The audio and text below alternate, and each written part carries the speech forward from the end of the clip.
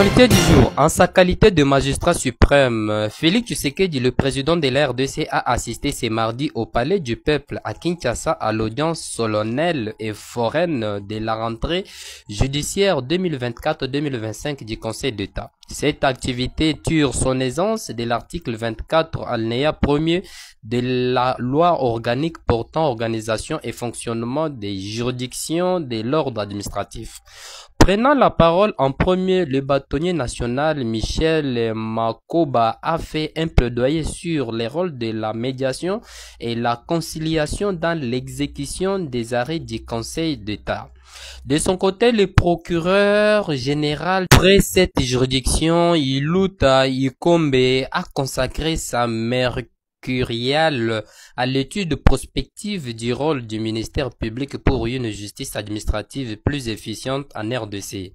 Enfin, la première présidente du Conseil d'État, Marthe Audio, a axé son intervention sur les mécanismes de contrôle des actes des autorités administratives centrales sur les conseils d'État. Le Conseil d'État est le plus haute juridiction de l'ordre administratif en RDC. Il dispose ainsi du pouvoir général de disposition, de gestion, de surveillance, d'inspection et de reportage de l'ensemble des juridictions de l'ordre administratif. Guerre dans l'est de l'RDC, un mécanisme de renforcement des vérifications visant à veiller au respect du cessez-le-feu et détecter les différentes violations qui pourraient être commises par les deux acteurs en présence du Rwanda et l'RDC sous la facilitation angolaise a été lancé mardi lors d'une cérémonie organisée à la Grande Barrière de Goma, Nord Kivu, dans l'est de l'RDC pour atteindre les objectifs de l'accord de Luanda. Nous avons tenu à présenter les nouveaux membres du mécanisme avancé aujourd'hui lors de cette cérémonie. Ce qui est très important et dans mon discours et c'est de mes collègues de l'RDC et de voir la situation évoluer dans la région et Grand Lac et le respect du cessez-le-feu car ceux qui sont dans l'option de prendre les armes sont dans un mauvais chemin. Nous allons faire de notre mieux pour la réussite du nouveau mécanisme, a assuré Tété Antonio, facilitateur et ministre angolais des Affaires étrangères. Les deux ministres des Affaires étrangères de l'RDC et du Rwanda, Tété Kaikwamba et Olivier du Rwanda, la représentante spéciale du secrétaire général des Nations Unies en RDC, Bintou Keïta, le gouverneur de la province du Nord Kivu, les corps diplomatiques, les services techniques de l'RDC et du Rwanda, les représentants des confessions religieuses ainsi que les délégués de la société ont également pris part à cette rencontre spéciale de ce mardi. Le gouvernement de l'RDC a décidé de payer le manque à gagner de l'exercice 2023 des entreprises pétrolières.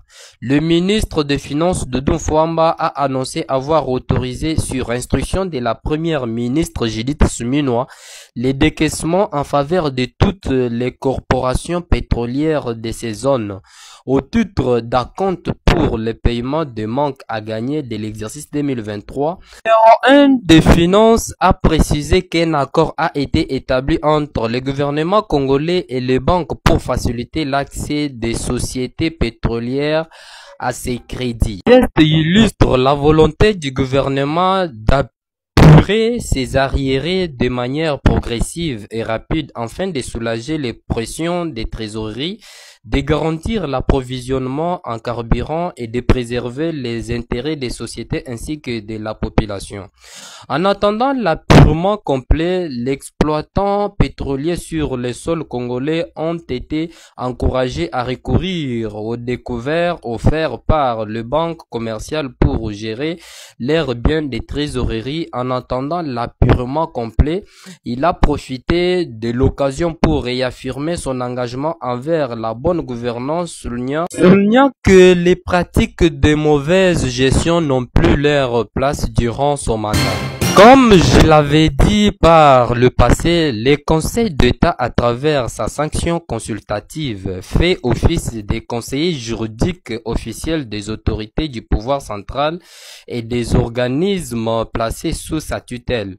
Je profite de l'occasion pour réitérer une fois de plus la disponibilité du Conseil d'État à interagir avec l'administration pour éviter en amont toutes sortes de désagréments éventuels, a déclaré Marthe Odia, première présidente du Conseil d'État. Ouverture des travaux d'experts de la 13e session de la Commission permanente mixte de la défense et sécurité. Jean Baungu Iteku, chef de la délégation et président des experts congolais, et en face de lui, Normand Chipakupa, chef de la délégation des experts zambiens, ont co-présidé la 13e session de la réunion des experts répartis en sous 3 commissions, à savoir la sécurité publique, la sécurité d'État ainsi que la commission de la défense consacrée préventives qui ont été mises en œuvre pour lutter contre les crimes et incendies constatés le long de la frontière commune entre la RDC et la Zambie. Ces experts zambiens et ceux du Congo ont l'obligation de collaborer et d'échanger avec équité sur toutes les questions d'intérêt commun. Ils ont enfin formulé les nouvelles recommandations pour freiner l'évolution des différents crimes et incidents qui se vivent le long de cette frontière.